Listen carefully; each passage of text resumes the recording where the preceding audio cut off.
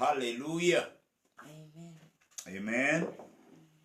Tubaniriza nnyo mikwano gyaffe mwenna abakeeze abeyunidde crusade.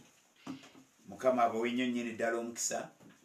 Crusade eno ey'omutwe omuwanvu, the last chance to the to the Protestant church.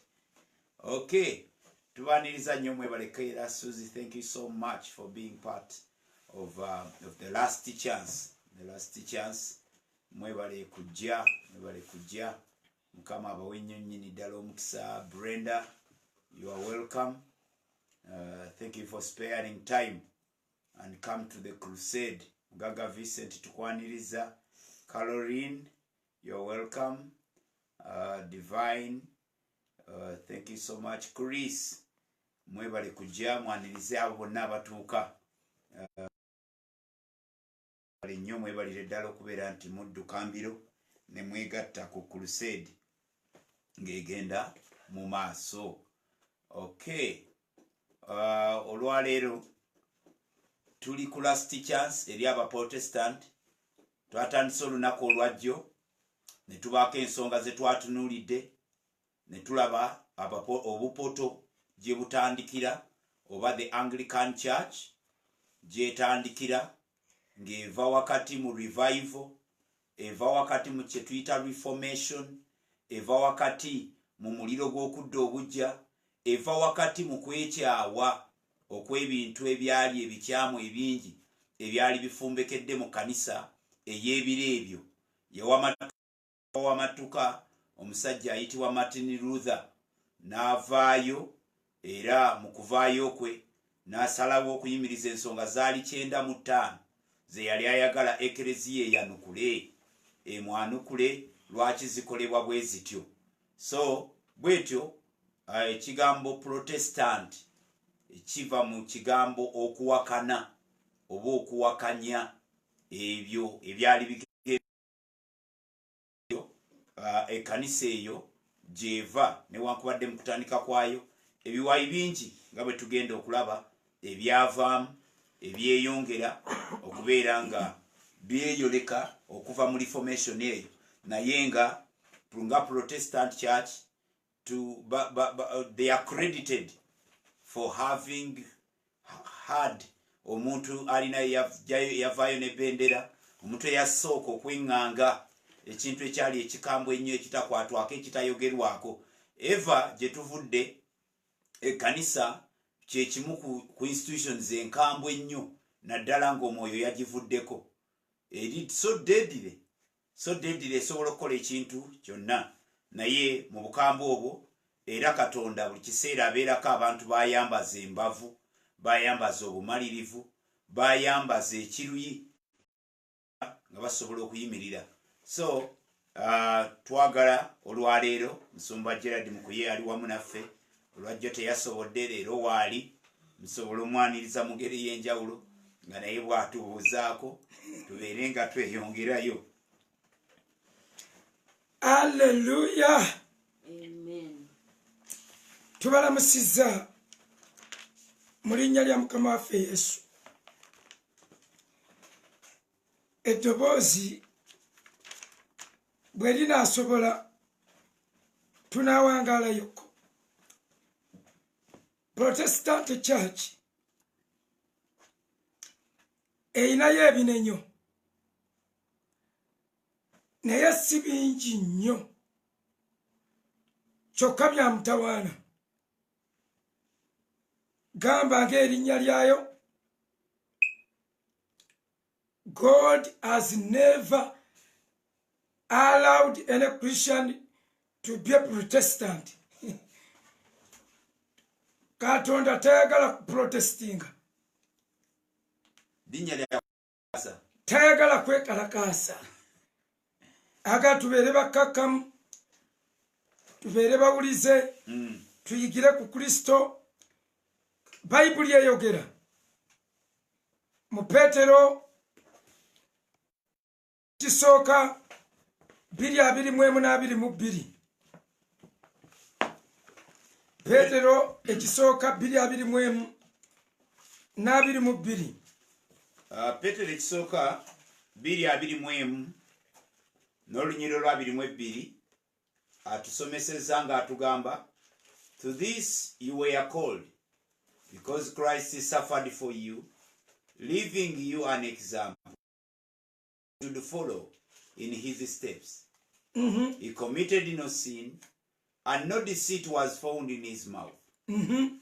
When they hurled their insults on him, he did not retaliate. When he suffered, he made no threats. Instead, he to them who judges justly. Okay. Kituufu ekyo. Erinnya Protestant Church erina church eyo terina linnya. Eryo lye mweyita toteekwa kulyeyita. Kyali kivumo.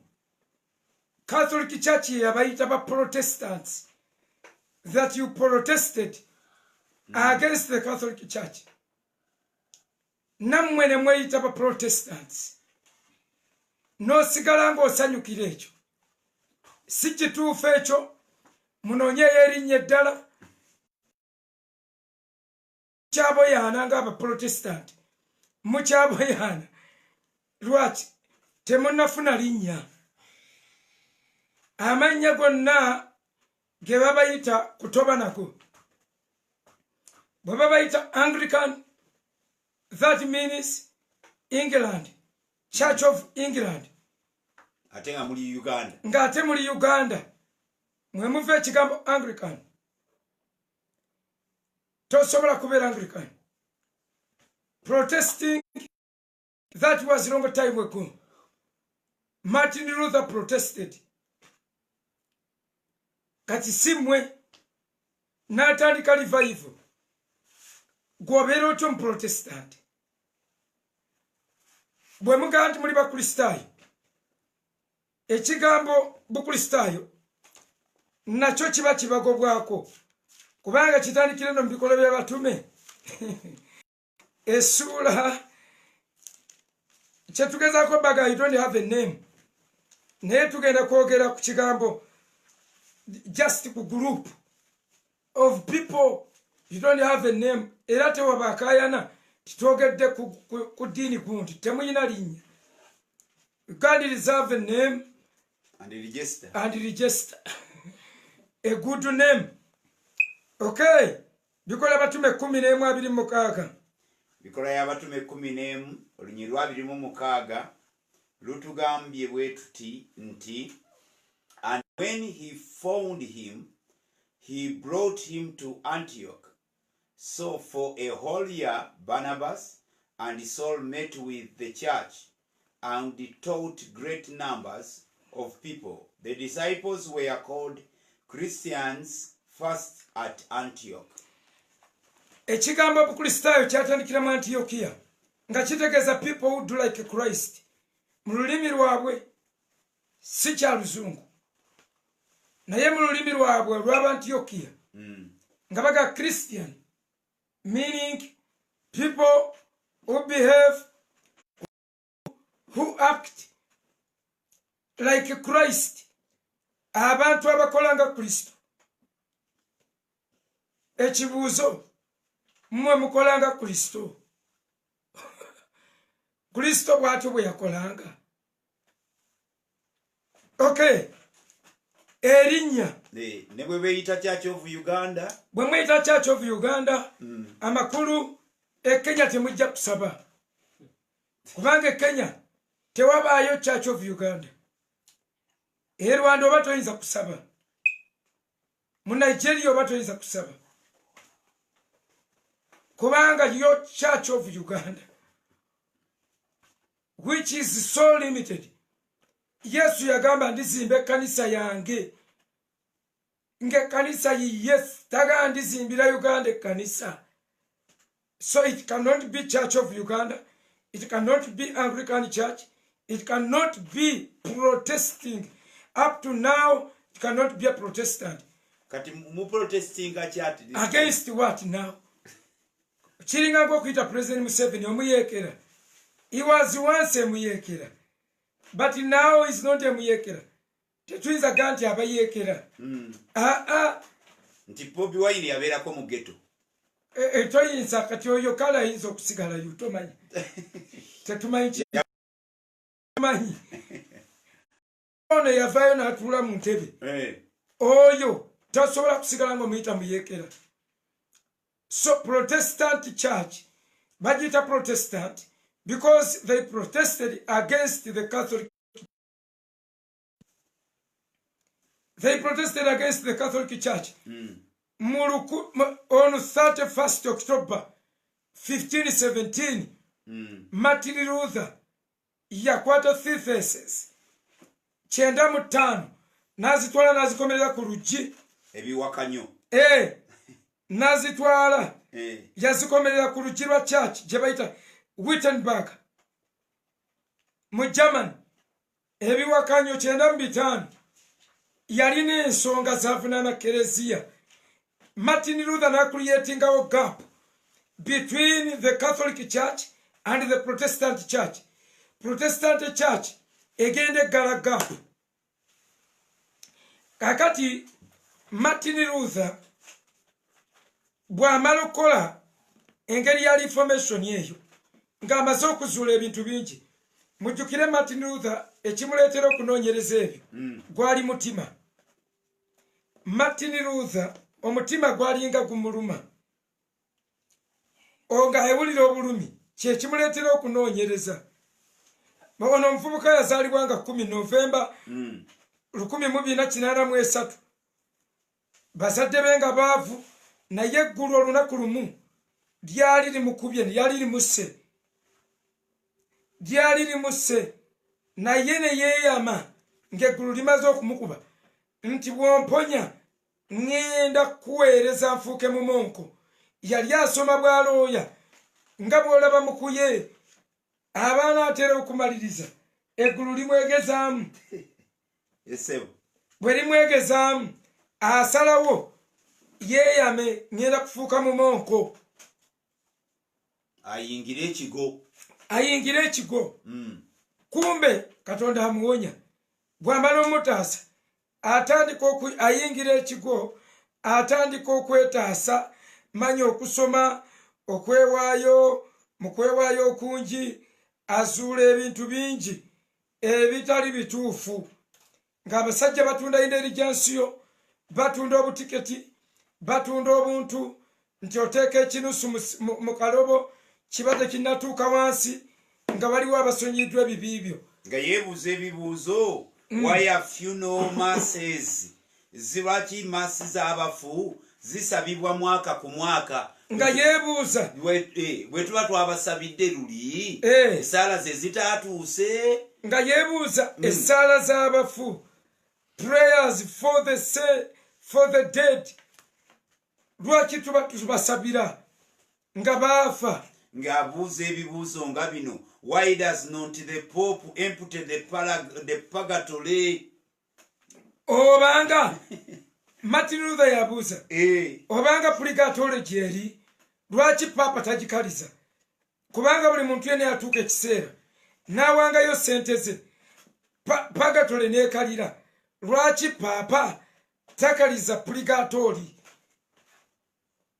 Negwamu kubanga bw'owangayo sente abafuubo nga bavaayo nga bakuloosinga. Bw'owagulanga endalu gy'ensiyo akatikitiiko ne kabeera mu nsawo, oba osasulidde ebibiibyo by'olimu kati n'ebibiibyo by'ogenda okubeeramu n'ebibiibyo byewayonoona edda. Nawulidde nno banga n'ab'ekisawe bagamba mbu ab'Extreme Grace nti baba basonyiyibwa ebibi byonna bye balimu, bye bagenda okubaamu n'ebye baalimu edda. Kakati ekyo ekibuuzo omusajja Martin Luther by'ebintu bye yavaayo nabyo 9:5 ng'abibuuza, awakanya bifaananyi, awakanya ebintu bingi. Kakati aba akyabiwakanya Martin Luther n'awandiika obuntu obwo 9:5 bwabuteeka ku church ya Wittenberg ne babujjawo ne babudistributinga abantu bangi ne babufuna bwe babufuna papa n'amuwandiikira ebbaluwa Martin Luther n'akwata ebbaluwa n'agyokera mu lujjudde ng'ensi eraba awo reformation we yatandikira naye reformation neebanga erina amaanyi matono lwaki kereziya yali efuga wonna mu Bungereza mu bitundu bingi mu Germany nga kereziya yeefugayo. Martin Luther n'abanga atoba n'obulamu ng'atoba butobi naye mu Bungereza ekituyamba Protestant Church nga tendaba na kutandika kubanga Martin Luther ye yajja na reformation nti tujibwako ebibina ki by faith justified by faith we are justified by faith ye yali azze na kisinde nga taleese na Church of Uganda taleese Church of England taleese denomination yonna naye kyali kitya kakati bwe wayitawo ekiseera ne zireeta kabaka gwe bayita Henry owomunana Henry owomunana ye kabaka wa Bungereza eyazaalibwa nga 28 Juni 1291 mpaka naafa mu 28 Januari 1547 yali kabaka wa Bungereza okuva mu mwaka gwa 1509 mpaka 1547 nga ye kabaka bamuyise Henry owomunana. Now Henry owomunana papa yali afuga Bungereza yonna n'awasa abakazi 6 bwawasa atandika okusaba nti abamu babasazeemu abateekako ebisango sanga abakaddiye gwateyagadde amusaako ebisango sanga kakati English Church ey'Abakatuliki kabaka asaba bagobe obufumbo bwa Catherine of Aragon ye mukazi we omukulu Queen omukadde ayagala babusazeemu ayagala bubeera annulled abeere nga adivorcinze baleme kububala asigale nga addamu okuwasa omulundi guno ne bagaana Abakatuliki olwo Gaya alina abakazi 6 Catherine of Aragon alina Anne owe Boleyn alina Jane owe Seymour alina Anne of Cleves alina Catherine of Howard Catherine Howard ne Catherine Parr be bakazi 6 kabaka balina kati kabaka ayagala bagobe basazeemu obufumbo obwa First Lady the Queen nga yeekwasa mbu yali afumbiddwa muganda we yali ayagadde muganda we ataddewo ensonga yali ayagadde muganda we n'olwekyo asaba busazibwemu. Catholic Church negamba tetujja busazaamu tetulina lukusa Kristo yatulagira gattulula twakugatta oyo yenna abakyala tetujja kabaka yanyiiga kabaka nanyiiga nakambuwala kabaka kye yakola neyekutula ku kanisa neyekutula ku ekereziya kati papa yaliko mu biseera bamuyita Pope Clement owomusanvu ye yagaana okusazaamu obufumbo bw'omukyalo ono gwe bayita Catherine of Aragon. Clement n'agaana nagala sisobola kusazaamu bufumbo tetugattulula kati weewuunya kereziya olaba emanya ekyo naye mwabalokole emutwe munene ogwekalidaawo olubuto lukoma eno tosobola kutegeera ekyo kereziya yali yagwedda ng'eri mu kunyagulula abantu yatuuka neegaana ekyo bo balina mu kulwana ntalo za mubiri n'ekigaana naye nosanga abalokole ng'agenze ne bamugatta n'agenda ne bamugatta. N'anoonya wala gye bamugattula. Waliwo oluganda gwe twagaana okugatta ng'alina omwami olwedde mwannyinaffe oyo naye olw'okuba yalina ssente n'agenda e Namirembe ne bamugatta. Namirembe wali wabiri, yagenda Namirembe wa? Yagenda Namirembe mu balokole ewa professor. Professor is supposed to retire. Yagenda ku university? Eyakintu. Bamuzeeyi mwetaaga kulizayininga abamu. Expired, tired. N'agenda sebo nga tuganya omugata. N'agenda ne bamugatta. Gezaako okwogera n'oli. Tumugamba munnange embaga eyo gy'oyagala okugatta. Ono wuuno alina omusajja we. Eriko bino na bino. Eriko bino na bino. Lazima yamugatta. Ebeera ne bamugatta. Batula basibira mu bubi mpaka ddi. Kizoke. Naye tetugenda kwesiba kwebyo. Twagala bagamba nga Martin Luther bwe yayimirira, we shall stand. Kakati Papa bw'agaana okugatta manya okusazaamu okwanaalinga obufumbo bwa Catherine. Henry kino kyamuwaliriza okutandikawo English Reformation okwegatta ku Germany. Eya Martin Luther. N'agamba oba bali bakikola Reformation neyegatta ku ba Reformationists n'aseparating neyeyawula ku kanisa ey'Abakatuliki neyeyawula ku authority neyeyawula ku kereziya neyeyawula ku bufuzi obwa Papa. Very good. So bwe yejja ku bufuzi bwa Papa, he appointed himself the supreme head of the church in 1531.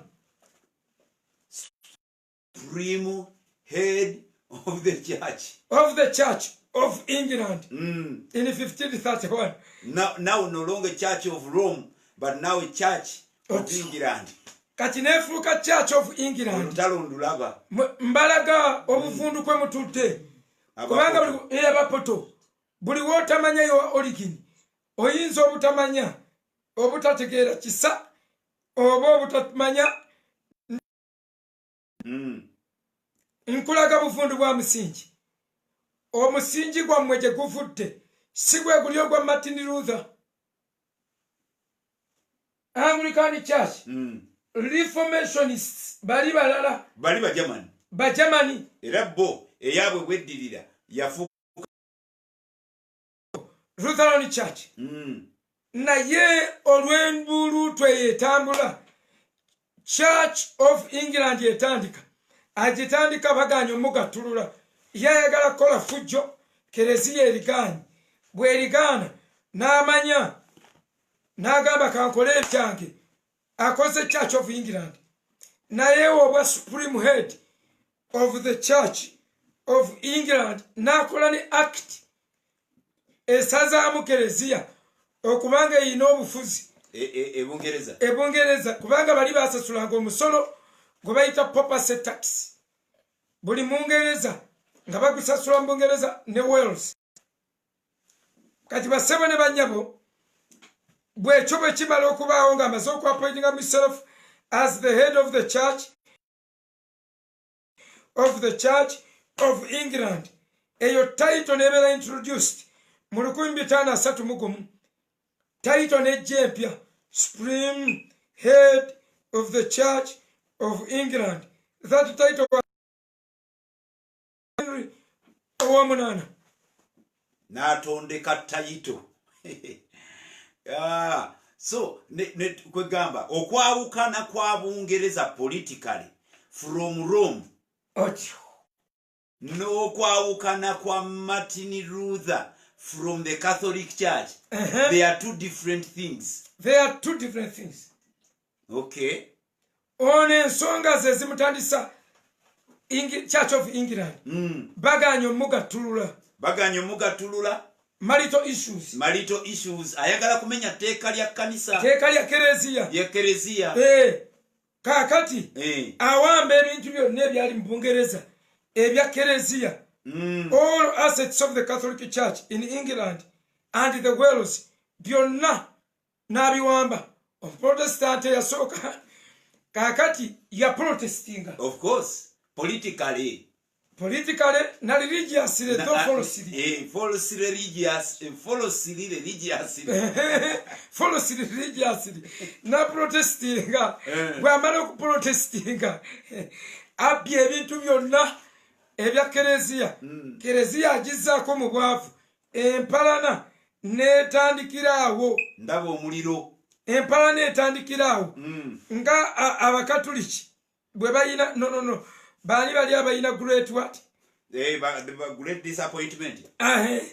Nga bali we bayina great disappointment. Bano nabo bayina ekyabwe. Bayina ekyabwe. Bakiyita the great matter. Kati waliwo oteekamu great disappointment. Ye omanya oli kuba ki? Ba Seventh Day baswala. Ekiswala ekinene. Kati bano olw'okuba balinamu olulangira.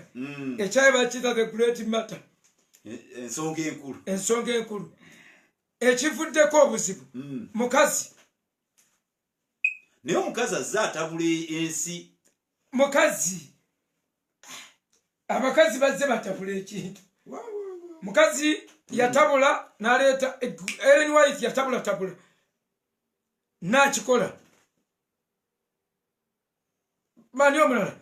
Bonna bali kubikira mali. Abala bakazi mukazi vira ddala mabega eri mu bayezebeli. Abasiraamu Khadija yakakasa obwa nabbi gwa nabbi. Swala lewa salama. Okay. Kati ekintu kye bayita mukazi mu system okuvira ddala kutondebwa kw'ensi mukazi. Sara yalagira Ibrahim abakituyingiza Katonda akisaasa butaasa n'akiwujja eri. Mukazi. Okay? Naye ate n'obulokozi temugwamu maanyi. Mukazi. Yabuleese. Okay. Kakati kabaka amaze okuwamba ebintu bya kereziya. Byonna. Kati Papa Paulo ow'okusatu. Kye yakola bo tebafaayo. N'amu excommunicatingira ddala. Nga tajja kufunayo sakalamentu n'erumu. Tebagenda musomerayo ki. N'amulangirira okubeera devil. N'amulangirira okubanga taliva asibiddwako ebibi. Bamugobye. Mu 1538. Olw'okugoba Catherine Aragon. Kakati Henry's daughter. Kakati nga tunagenda ku daughter we. Daughter wa kabaka. Ekanisa amaze okufuuka nga ye head. Supreme head. Ndaba titles zifuutuka. Bw'amala okufuuka supreme head. The supreme head of the church. Asazaamu abakazi basatu. Obufumbo busatu. Kati yavudde mu biri ebyabankansolingire kati yabwe kansoling. Nnyo. Kakati abakazi bano. Asazaamu obufumbo bwa Catherine of Aragon. Gwe oli gye baaganye mu ekereziya. N'agamba yali ayagadde brother we. Okay. N'asazaamu obufumbo bwa Anne Boleyn. N'agamba mbu yamusikiriza na Togo. Witchcraft. Naye manya abeeru ebyeddogo ebyo tebabiyingirira. Yamuloga. Kati ate mu Luzungu twalibadde n'ekigambo witchcraft. Boze si kya Luganda. Okay. Kyabwe. Ffe tuvunula. Kakati mbu yamuseducinga museducinzi nga amuloze n'eddogo. Yamulaba kiro nga teyetegereza. Olwo nawo n'abusazaamu. N'asazaamu n'obwa Anne of Cleves. N'agamba nti yagaana okwegatta naye lwe yamuwasa. Consummation. N'agamba because of non-consummation. Tewaliwo consummation. Obwo nabwo n'abusazaamu. Obufumbo busatu. Naye abantu abo yabawasanga officially. Ye nannyini kanisa ya Church of England. Yakukumbanga bukuku. Kati yayina ono Catherine Howard. Oyo ye yamukwatira mu bwenzi. Okay. N'omusajja gwe bayita Thomas Pepper. Perpa bwamukwatira mu bwenzi ne Thomas Perpa ye n'amugamba gwe sigenda kukusazaamu naawe wansonga kyolu ngenda kukuzimbira wali obeere nga mwannyinaze sikuddira naye gwe obufumbo bwe sigenda busazaamu gwe bakwatidde mu bwenzi tebasazizaamu. Akati Church of England netandikirawo ng'efugibwa Mawale Kabaka Henry Kabaka Clement no Kabaka Henry okumeka owokusatu owomunaana V3 akati Kabaka Henry bufumbo n'akologa kye bayita obufumbo n'atandika omusingi ogwa Church of England n'adibaga n'asambirira. Kakati Henry's daughter Queen Mary ye yali staunch Catholic kawalake ko kalemera mu Katoliki nga yajjula enneema bwe yafa ne kawamba ne katwala entebe kawalake ne kafuuka Queen of England. Henry's daughter, the Queen Mary I, was a staunch Catholic and attempted to restore the English churches allegiance to the Pope. Nayagala kukumba kintu ky'omusajja kye yawaguddeyo nayagala akizeeyo naddira act gye baali bakoze efuga kati ekkanisa ya England ngeri independent yeegatta ku Reformation led by an reformed man. Yebungereza ekkanisa y'Ebungereza yeegatta ku kigambo Reformation kubanga Reformation kye Germany ye Germany kati ekkanisa y'Ebungereza yo neegaana yo kweri ku Reformation naye yo nga yeegasse ku kigambo neetabaako reformed at any given time during mu bukulembeze bwa Henry kawalake bwe kajja ne kabikyusa ne kabizzaayo byonna ne kalangirira act ne kagaza act is repealed act esaziddwamu kitaawe gye yaleka eyo ebaawula ku Kereziya ye n'agizza mu mikono gya Papa yagizza mu mikono gya Papa ne batta ono omwana batta abantu batta abaprotestant batta baliformers ne babatta kati okutulugunyizibwa okwo ekkanisa netandika okuvangamu baliformers abaddala nga bawulira ekiruyi ky'obulumi n'obubalagaze bawulira kiri ekiva ku mutima. Ono yatandika kigambo naye waliwo abataamanya nga bo bamanyi nti byaddala bo ne bakyegattamu naye bw'aba amaze okugyawo supremacy yonna naddira akiti agisaanyizaawo n'agiripiiringa n'akwasa Kereziya obuyinza. Naye munnange biba bikyali bityo anti nkulaga Bungereza bweyuga mbalaga Protestant ekintu kyammwe obufo bwakyo bufo bwakyo tuli mirandira tuba tukyali awo mu 1558 kakati olwo Church of England ezeyo mu mikono gya Kereziya eba yakaddayo mu mikono gya Kereziya wayisewo emyaka ekyo esatu. Elizabeth I n'ali obukulu took the throne and the parliament passed the act of supremacy of 1558 that restored the original act. Nakomyawo kiri omwana muwala kye yasasa ono omuwala Elizabeth n'akomyawo Church of England n'agizaawo mutugyeeko ekintu ffe twagala Bukatuliki jjajja yakisuula ate kati naye akiti nerongosaamu kati nga head of the supreme head of the Church of England ne bakyusaamu ne bagamba tugambe the supreme governor of the Church of England. Kati nga England eyagala okukola ekiringa ekya Vatican ebeere nti okay nkiraba nti ebeere nti nga bwali papa bwabeera political leader and a religious leader at the same time ne side eno kibeere bwe kityo. Good.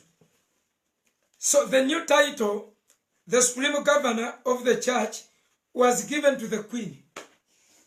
Ne bagiwa n'abakyala wa Bungereza. N'abakyala. Now the Archbishop of Canterbury ne bagamba yanaabeeranga ng'akulira yaddirira Queen. Yaba akulembera eky'omwoyo ennyo naye ng'obuyinza bwa church governor waayo, Supreme Governor of the Church is the Queen of England is the Queen.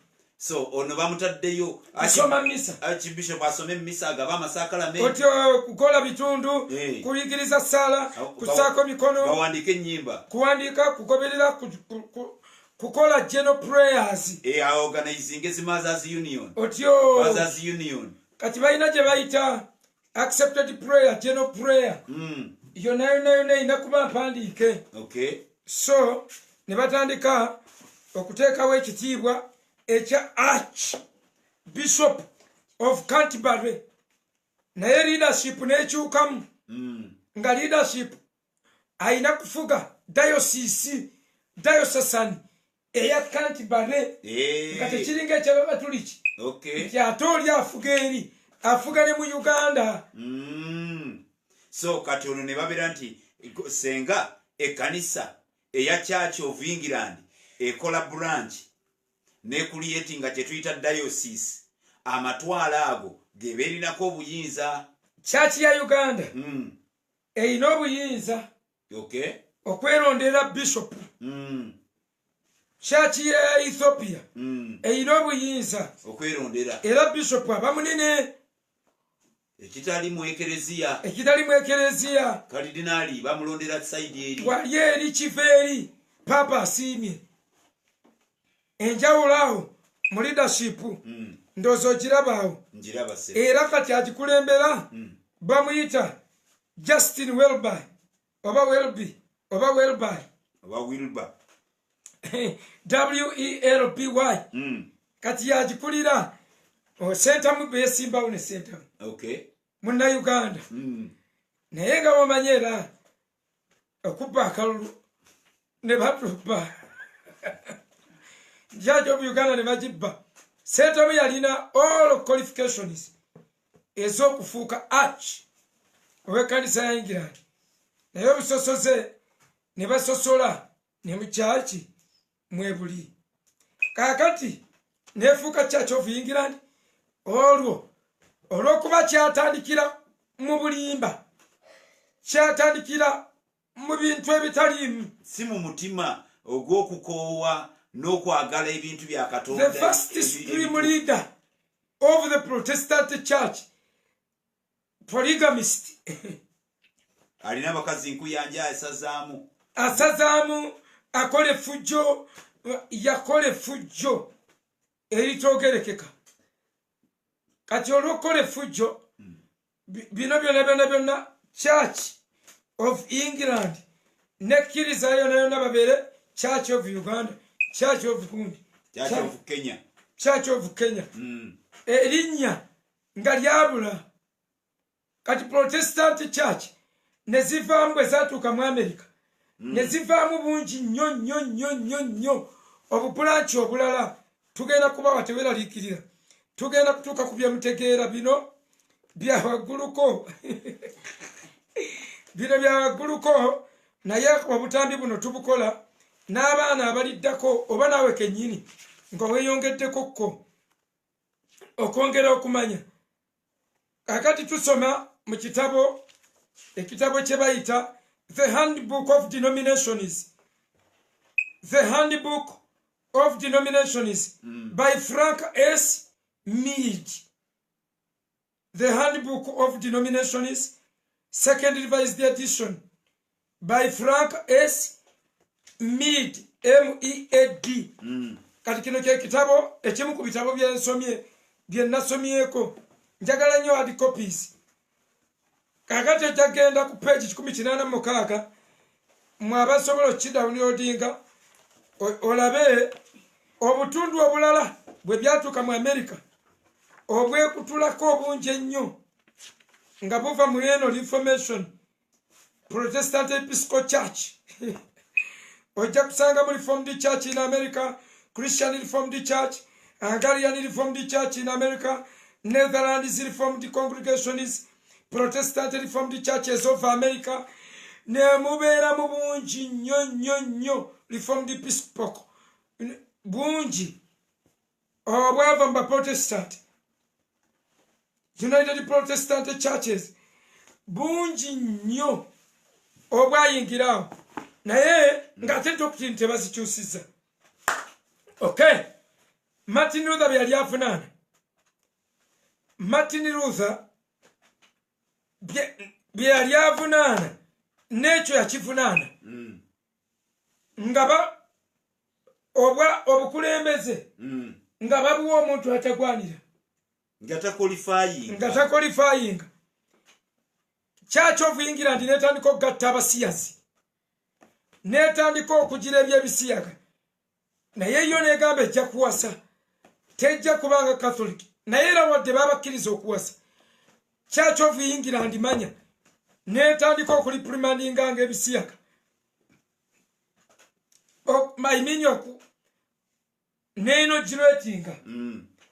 neinogiretinga ebisiyaga netandika obiwolereza ne batandika okugamba bagatta abasiyazi nekidibatingibwa ebbanga ddene.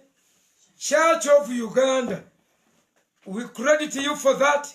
Church of Uganda nevaayo neyimirira negamba tetujja, bwe buba buyambi temutuwa.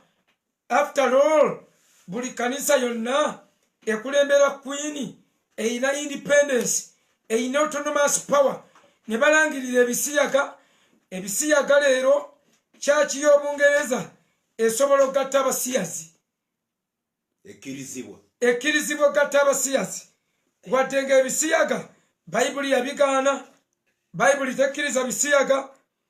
Mu Lubereberye 19 essula layini ey'okuna paka ku y'omunaana abasiyazi yabookya muliro, tayagala bisiyaga. Baleevi 18:22 mpaka ku 23 agaana ebisiyaga, agamba tewaba n'omu ali ebisiyaga. Baleevi 2 olunyirira 13 n'agamba olw'ebisiyaga ebyo nja kubazikiriza. Balooma 1:21-27 n'agamba bwe batakkiriza Katonda mu mitima gyabwe n'abawaayo eri obubi, eri obwenzi, okukola empisa embi ez'okulyanga ebisiyaga. Bassekabaka ekisooka 14:22 eyogera ku kulya ebisiyaga era nga ekuvumirira. Bassekabaka ekyokubiri 23:7 Bayibuli tekkiriza bisiyaga. Judges kyabalamuzi 19:16-24 Bayibuli tekkiriza bisiyaga. Yuda 1:7 ayogera ku booluganda abaasensera nevumirira tirabakyusa ebitundu eby'obuzaaliranwa awo wonna ali ku basiyazi. Ekyamateeka 23:17 agamba kalikwata ku musiyazi agenda kinnyonnyoka. Bassekabaka ekisooka 22:46 Katonda yagaana ebisiyaga. Ebisiyaga bisensera bize bisensera promotinga biyitira mu Christendom, Catholic Church, Anglican Church, then aba Pentecost ne babeeranga ba promoters, anti emboozi nebeera ku bituuti. Bo bakola gwa kubisaasaana, bwakubimanyisa, bwakubawa credit, publicizers bangi abasiyazi bangi. Waliwo yagamba mbu nabadde nnyeenyaamu ku basiyazi, omulandira munene nnyo ensi yonna neeyuuguuma. Mbu abasiyazi bangi nnyo, neyeerabira nti olwo aba abalaalaasa, olwo amatiza bwongo bwammwe nti kyekikutteyo. They have gone viral. Kati Pentecostal yekolanga promoters. Aganti ebisiya gabe. Anti ffe tuba tunoonya biba ku bisanduulu. Otyo ebibatiisa. Ebibagambisa kitalo. Mulimu n'ebintu ebitakola makulu. Government yavumiridde nnyo ekikolwa ekyo. What is the meaning of that? Ssaabasumba yavumiridde nnyo okuvumirira. Kiyamba ki? Kaagati bano bapromota bebagenda bagamba nti abasiyazi bannanga omanyi abasiyazi kiri wansi ne waggulu kikuta tebakulimbanga. Oyo gasiya si gwe tulina n'okupromotinga. Pawulo agaana okuwadde okubissa mu kamwa. Badde obissa ne mu kamwa. Bakuba katiza ebyogeddeko ate nga mbisomowa. Obadde osoma lunyiriri. Badde nsoma nyiri. Abo temubogera na bogera nga bangi batya.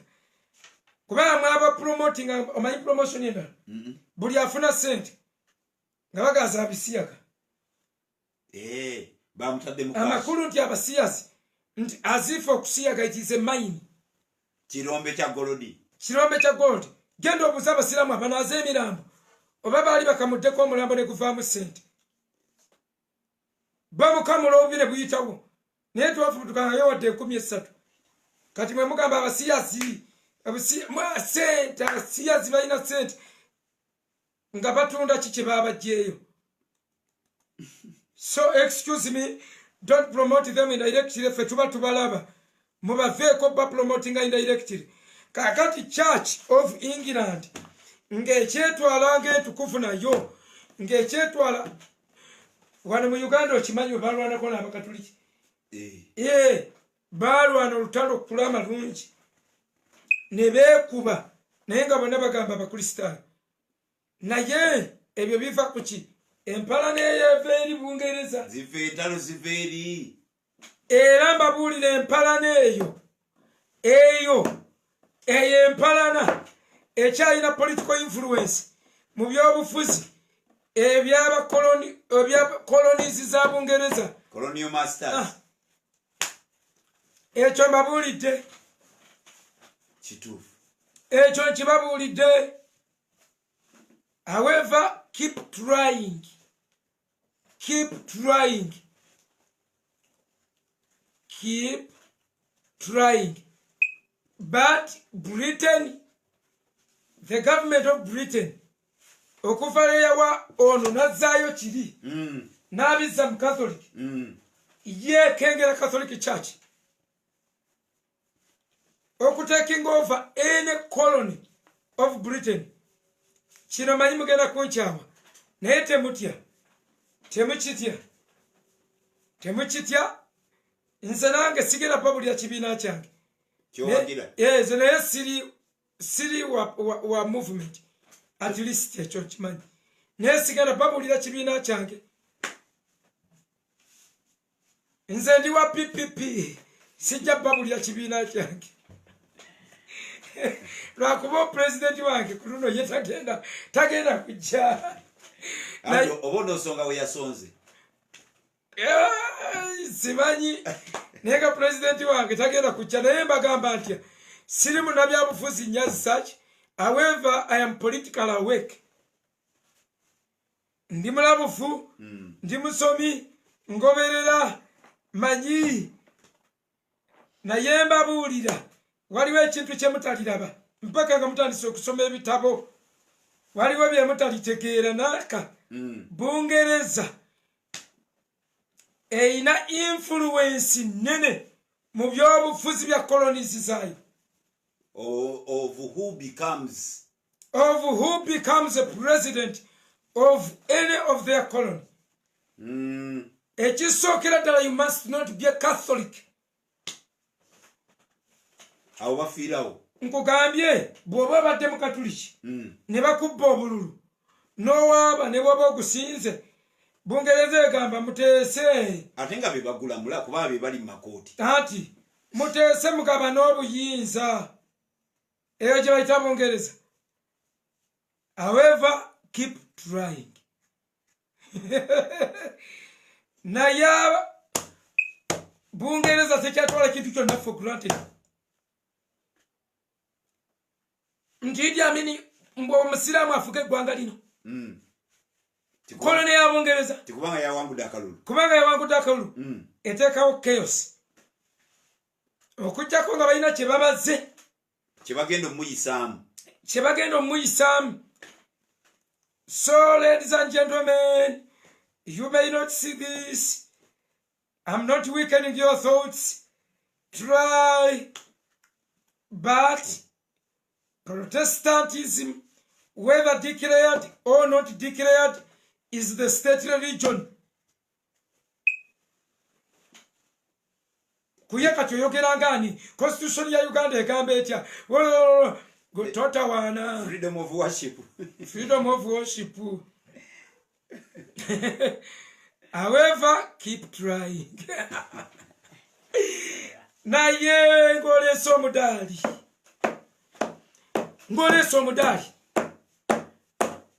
kati abasajja abagezi nga tamale mirundi yakimanyi tayinza kwesimbawo nga kuba president ne waba akwalifying atya akimanyi obugwa gutembeeya akimanyi buli yagutembeeya bwoti buli yagutembeeya bategusuulwa era nze mbabuulira mbakuba nga ndi wakwesimbawo kuba president kyenandisoose okukyusa yeddiini nga Barack Obama mu America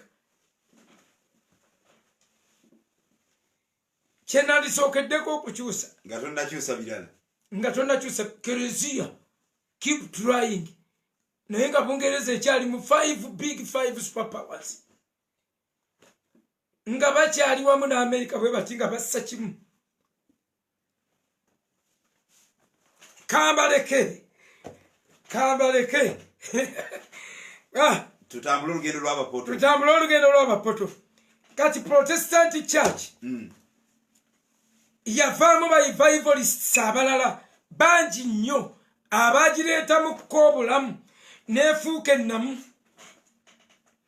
Protestant church okuvaawo nawonna kuba Martin Luther wajjawo abantu abaavangayo ba John Wycliffe ba John Wycliffe bafa bemabega naye ne wajjawo ba revivalists otyo ne wabeerawo Zungiri ne wabeerawo abantu nga bano bamapeera bonna John Calvin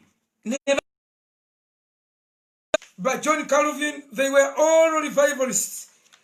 Ne tulabawo abasajja abajongera Reformation, the Reformation in England, kamala okusomera kano kannuma akati bafulumya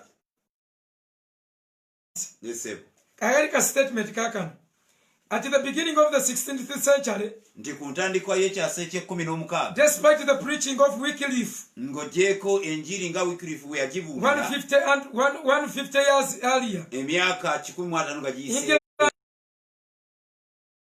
at Rome, Obungereza yali efugibwa nnyo obuyinza bwa Papa. For example of this, nga tuwadde ekyokulabirako kimu on 4th April 1519, nga nnya omwezi ogwokuna a widow was buried alive namwandu omu yaziikibwa mulamu in Coventry mu convent of teaching her children the Lord's Prayer, nga bamuvunaana omusango gwa kubeera nti yasomeseza abaana be essaala ya kitaffaali and the 10 commandments n'amateeka 10 in English. ng'abisomeseza mu Luzungu. Wayina kubisoma mu Lulatini. Abasajja ne bwe bakikoowa. Abasajja ne bakikoowa. Ne baziika omukazi ng'asomesa mwana gw'azaala owuwe omulamu. Ne bamuziika nga mulamu nga tebamaze na mutta. Catholic Church baleke twabamala. Kumanga ebyo ebiseera ekyo we kyakolerwa ne kabaka yali tannaba kwekutulayo ng'abamanyi obutemu bwabwe. Kakati Catholic Church bwevaako, I mean bwe bamala okupowa revivals ezajja zigolokoka nga zijja zittukiza obulumi obwabangawo mu kereziya bwe yakolanga mu kutta abantu, mu kutulugunya abantu. Era zaavangayo mu bukambwe ne zirangirira ne zigamba Babiloni yekereziya. omukazi atudde ku nsolo yeekerezi akutte ekikompe ekijjudde omusaayi gw'abatukuvu. Kakati ne tuleeta Kabaka James owookubiri came to the throne in 1685. He determined to make England once again a Roman Catholic country. Ayagala kikwata akizeeri Henry gye yakijja. Akati kyovalaba Bungereza kati yeekengera muba mujagabira ettwale lyayo muligabire Bufalansa naye ate nga super power muligabire Abaloma muligabire Roman Catholic Church. So Church of Uganda, Church of England, Church of South Africa, Church of Rwanda, any Protestant church is headed by the Queen. Akati bo bali political kati. Akwekye nyagadde okulaba Musumba nti ekitegeeza Protestant church efumbekeddemu nnyo ebyobufuzi. Catholic Church is both a religion and a political party. A political unity. Era kardinali n'ayogera ayina by'ayogera nga nze sisobola byogera. Weebyogera we bankimira. Naye ye n'amala abyogera. Tewali amukwatako. Omukwatako is both a cardinal and an ambassador. Poza abamubaka wa Papa Uganda. Abambassador. Toyina na kumwaza. Abambaka wa Papa. Aba representative Catholic Church ettaka lya wano lye Vatican buli awali Kereziya ate wa Vatican kakati ne Church of Uganda bweri tomala gakwata bishop. Amini yamukwata naye nga wamaze kubeerawo ki okwawukana wakati wa Amini ne Bungereza. Yakwata Lumumba. Yakwata ayina bishop gwe yakwata n'omulala gwe batta. Hannington group eyo tujja kulivayizinga wawo history oyo. Kakati Bungereza Obote yali president. Mu Protestant. Naye Obote n'agaana okutuukiriza ebimu ku mateeka agafuga agaali gamuweereddwa. Bw'agaana bayita mu Amini bamugamba tugenda kuwa paundi $10,000. Wamba kiri kye wagambye nti bwe kuteekawo lwabikozesebwa byali. Ekuteekawo ibamugamba wamba. Obote abali mu Singapore bali mu lukiiko lwa Commonwealth. Obote n'ayogera nnyo. If you really give us independence, let the independence be real independence. Not to give us independence and you reserve the independence. Yayogera nnyo. Kati omukulembeze wa Bungereza n'ayimuka n'agamba, some of you are shouting here, but you are not going to go back to your nations. N'ayambye ebyama ng'olwamini bamuwadde sente. Bamuduumidde omulenzi tugenda kubeera mabekawo. Omulenzi amugalira ebweru. Bota ate yadda. Bamuwamba buwambi musajja we. Kakati Amini akomawo atya ogwokubiri. Amini afuukira Bungereza ekizibu. Yeegatta ku Bawarabu. Amenya endagaano ze baakoze. Eggwanga alikwata alikasuka. Akwata endagaano ya Uganda flag, the golden flag. Agiwandiisa mu Islamic nations. Era Uganda up to now, we are an Islamic state. According to Idi Amin gye yatuwandiisa, golden flag tetugirina. Eri. Yakigabayo. Tulina olukusa olugijjayo, lwaki tetugijjayo? Lwaki? President yagaana tulina sente ze tufunayo. Tulina ze tufunayo. Ekyo twakola conference ne Wumalu Mulinde. Eyali ku synod. Wali ku cathedral. Namirembe. Ne tugikola ne ba reverend yali ya wiki. Wumalu yasomesa nze nasomanga bitundu. Nze nsoma Quran. Nganze bwenkola. Otyo. Ago oli musomesa nze ase wali nasomesa nawe. Kakati. Ne bakkiriza. Ba reverend okusinziira ku bulumi bwe bawulidde. Wumalu yayogera Mulinde nga kireeta obulumi ng'asomeseza ne ku blackboard nga mu lukuŋŋaana olwo mwalimu ne Church of Uganda yali omusiraamu omubulizi w'enjiri tomushangira n'omulala simanyi Badiru nani bwe twamala ne bankwasa emitwalo 7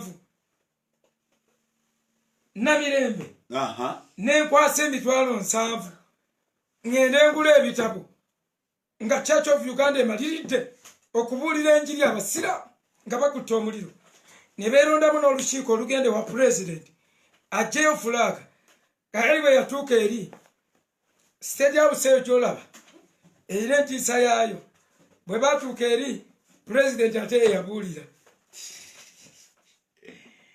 n'agamba yasoma olugero lw'omusamaliya omulungi a good Samaritan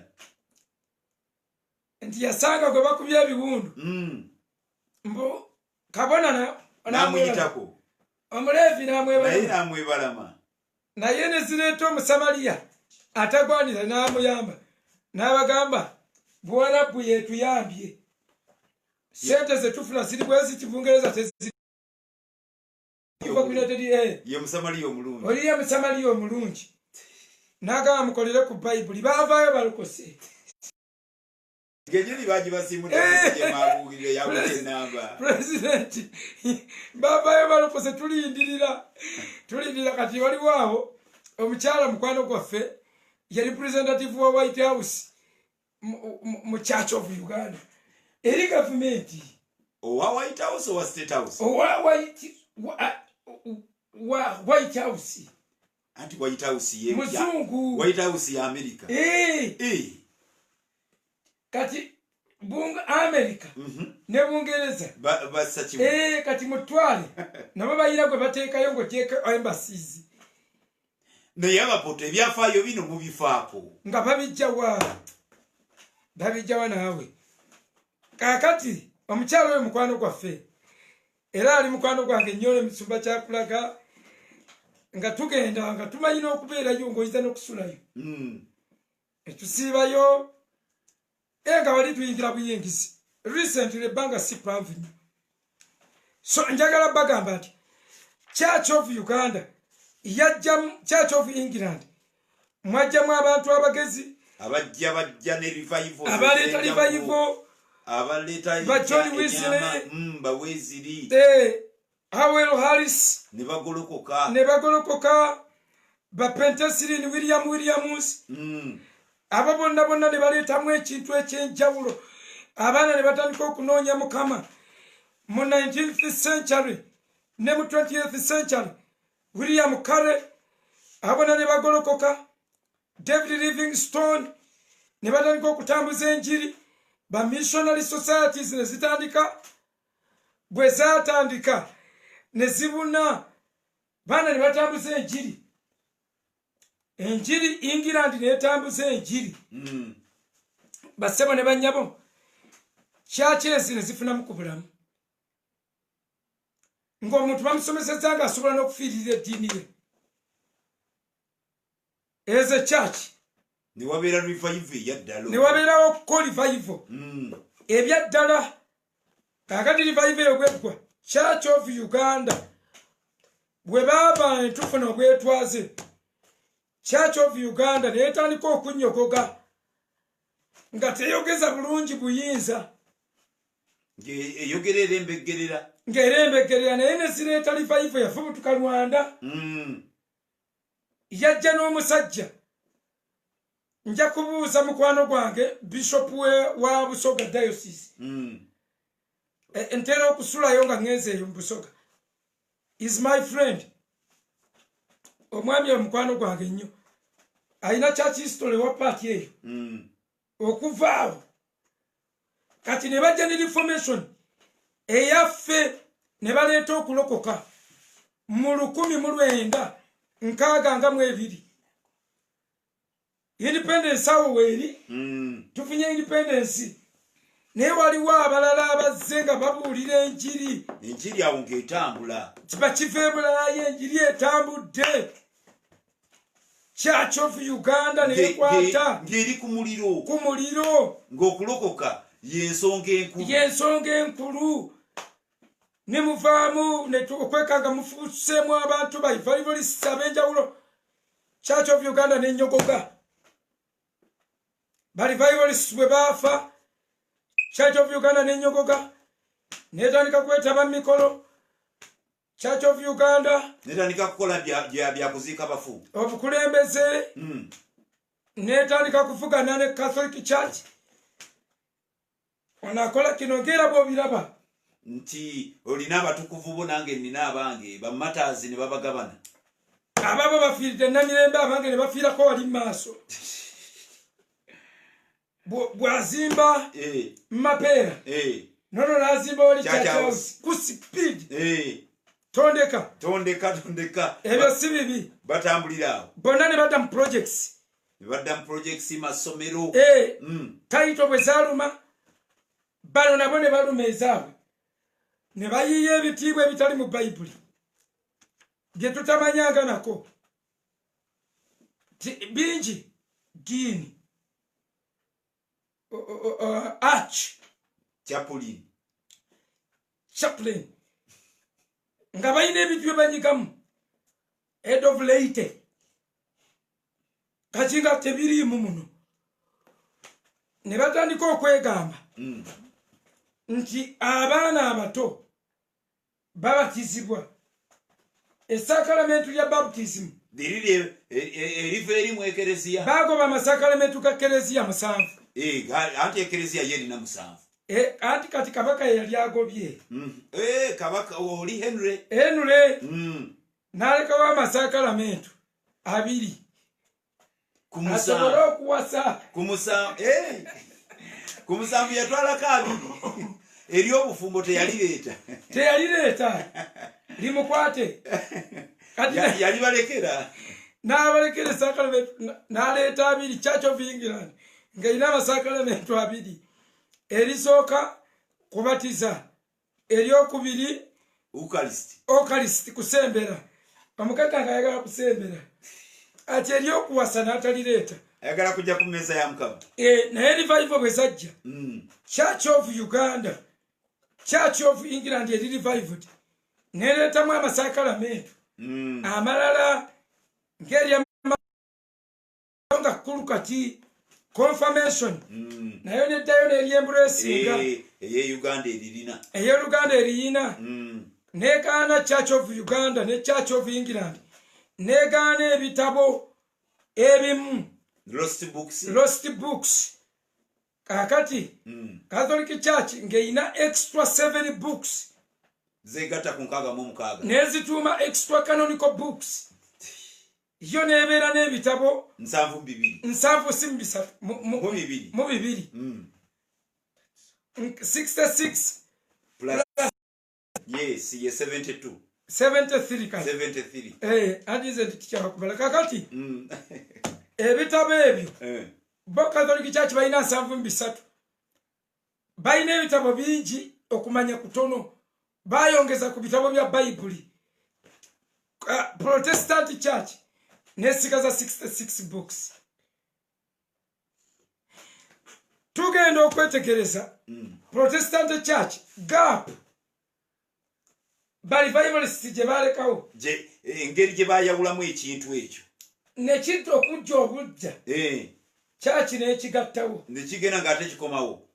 Olunaku lumu ba bishops ba Church of Uganda abawerera ddala 2 ba Church of Uganda oba ba Church of England anti bye twabagaye temulina linnya aba Protestant Church ne beekiteesa ne bagamba let us go back to our mother church, the Catholic Church. Protestant bayimuka ne theme egamba back to the universal church.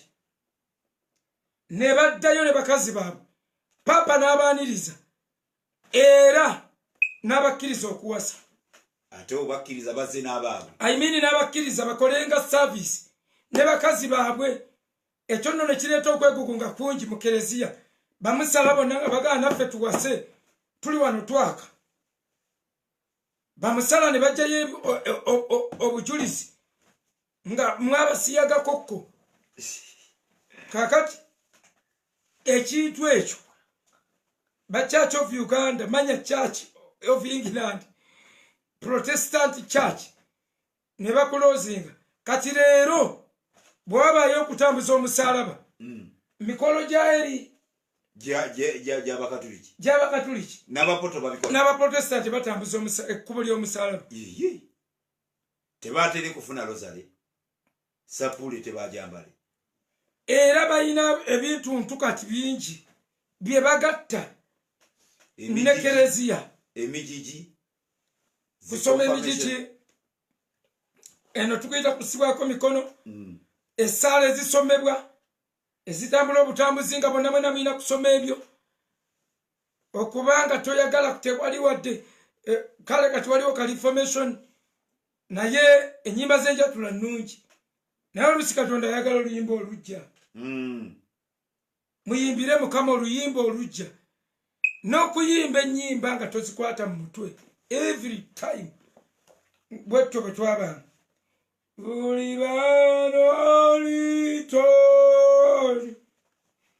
balanga lulange oluyimba namba 345 mu kikadde mu kipya 241 awo namusirikiridde kati ewaffe twalina Nabunya ya Lulanga Nabunya ya Lulanga ewaffe yakulira amasabo yakulira okusamira be basamiranga mu biseera ebyo ngera yasoma n'ebitundu mu kanisa nga okuyimba kwonna bino byonna bye tugira okuyimba Bible era bakikoppa eri ku Maama Church ne bakukusa ne bayisaawe mubikule mu Matayo essula ya 22 olunyiriri olw'13 awo mu biro ebyo Yesu n'atambula n'akkirira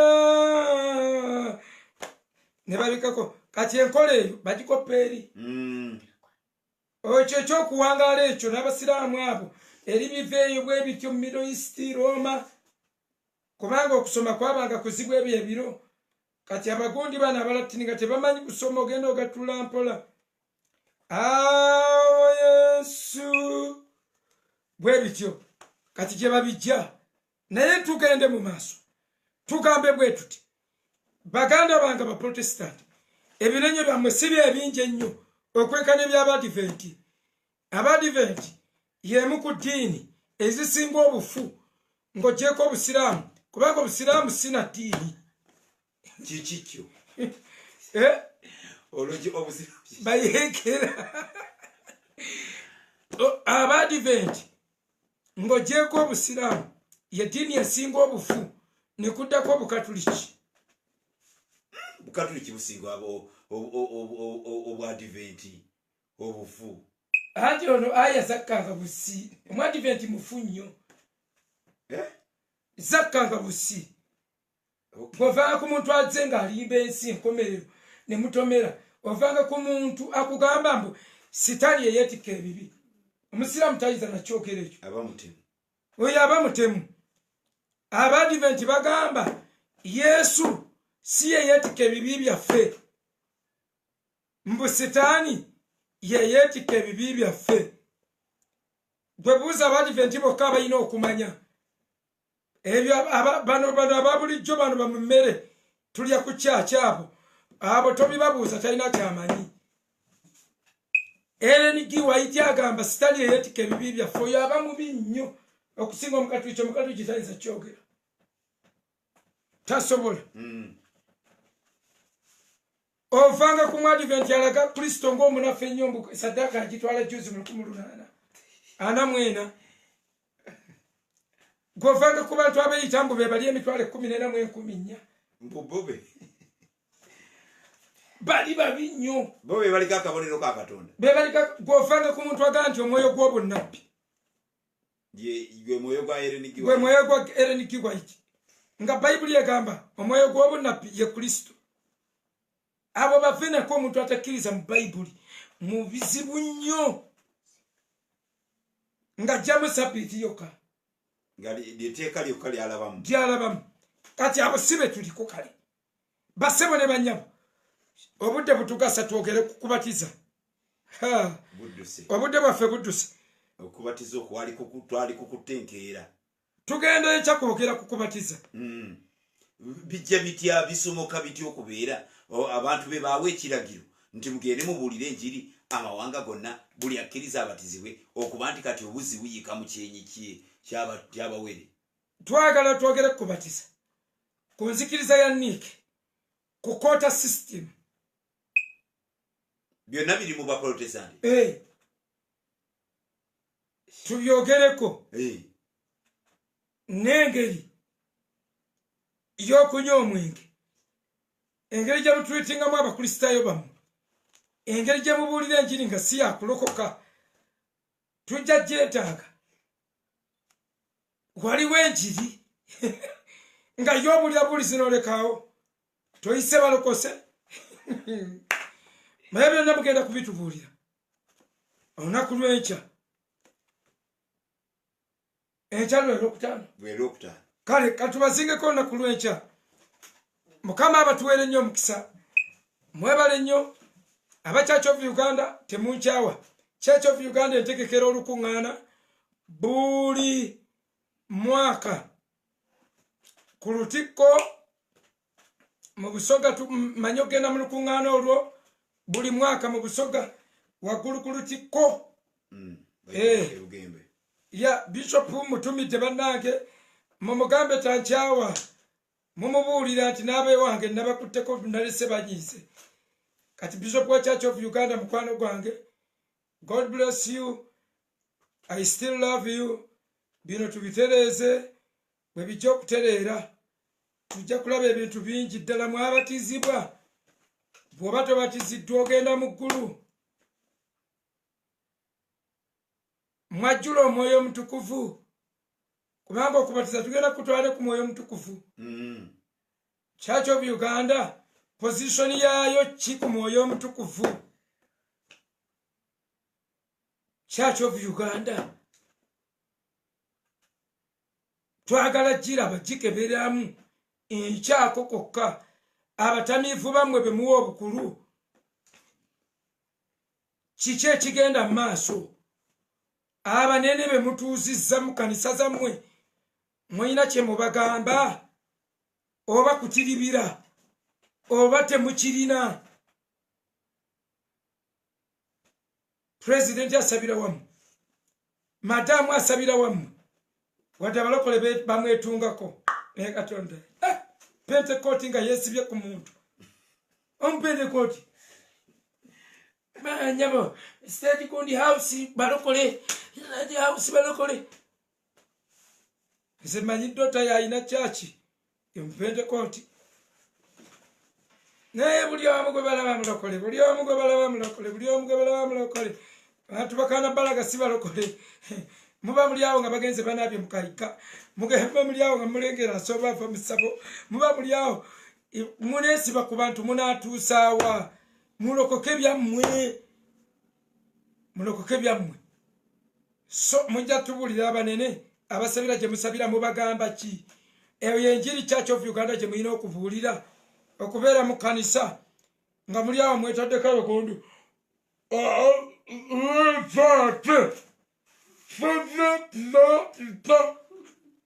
mumukwata bubi abantu ebyo byemulaba okubuulira mu Bible temuyinayo njiri namu tewayinza kubaawo kubwatuka kwa njiri kuva gye muli ku bantu 10 but they are 37% of Christianity munsi yonna bangi nnyo bali between 800 million and 1 billion a Protestant so bangi gwo muwendo kuba mungi kati twetaagamu nga mwe ba fathers of revival twagala muri vayivinge bwe muri vayivinga kituufu kuba balina ebikongesebwa nnyo kabaka weeyo president weeyo Katikkiro agundi vice president weeyo vice president ategerekandi bomupoto okay anti mupoto yandi bomukaguli awa Okay. mupoto Okay, tetukimanyi. Kale tujja kyongero kinonyereza. Bassebo ne bannyabo, mwebale nnyo kutugoberera, mwebale kubeerawo. Enkya Church of Uganda, twagala tubabuuze. Were you given the Holy Spirit when you believed? Mwajjula Omwoyo Mutukuvu bwe mwakkiriza. Ewammwe mugoba emizimu temugoba. Okubatiza mubatiza bwe babalagira. Ani yabatiza bw'atyo? Reformation, are you reforming? Oba mukola birala. Batugaya mbunekadaga wa Church of Uganda. Yayina kye yakola eyo n'ayimirira n'agaana ebisiyaga. She's good. We love you. Naye batakubatiza. Anti bwe yamala okwagala ekyo alijuze nti omuserengera ng'alina wakutula omutwe ng'asoboka. Ng'alina wayingira bw'ati. Tujja baleeta ku mikutu. Tujja baleeta oba ekibonyobonyo kyaffe kitandikira wano. We are ready. We are ready. So God bless you. Thank you very much. Kale olw'okuba tuli ku Church of Uganda, twagala kubasaba ayagala okwegatta ku Church of Christ. Obenga oddamu ebigambo bino. Gamba ntya Yesu. Olwaleero. Mpulidde ekigambo kyo. Nenzikiriza n'omutima gwange. Okuweebwa obutuukirivu. Era njatula n'akamwa kange. Ndokose. Sangula amannya gange. Mu kitabo ky'okufa. Ogawandiike. Mu kitabo ky'obulamu. Weebale Yesu. Ndokokedde ddala. Ati mbasabira. Father, in Jesus' name, I pray for those people with callers without callings. Mbasabira buli alina kola naye nga tolina kolo. Mukama akwateko ku bagandula, ku Lafutieri, Bayibuli ezoogerako mu Matayo 23, tibawanvuya Lafutieri zaabwe, baagala ebifo eby'ebitiibwa, naye nga tewali kintu mu bo. Kwegayidde Mukama balokole. Balokole kabaka w'abakabaka. Kyusa abasajja abo. Kyusa balevrandi abo. Mukama juzi bango baganya. Nga ngenzo nabuulirayo. Nga nyina kubuulira weeks 2. Nabuulirayo ennaku 2-3. Ne bawandiika ebbaluwa nti bangobe. Naye Mukama wagamba batugoba mu kibuga ekimu tugende mu kirala. Senti gundi eyo yangoba. Senti ani eneyo y'okukyaki gokkirira tukyasaba abooluganda. Jerusalemi. Abayerusalemi mwangobaganya naye Mukama tajja kukyerabira ekigambo ekyo. Mbasabira Mukama abalokole. Mukama lokola abooluganda bonna. Mukama kota system gifuule full system. Kabaka w'abakabaka, abaprotestant, bafull obedient Church of Christ. Bawe erinnya kabaka w'abakabaka. Kwegayidde banyweze nannyini ggulu n'ensi. Taata byonna tubisabye okuyita mu linnya era Yesu Kristo Mukama waffe. Amen. Amen.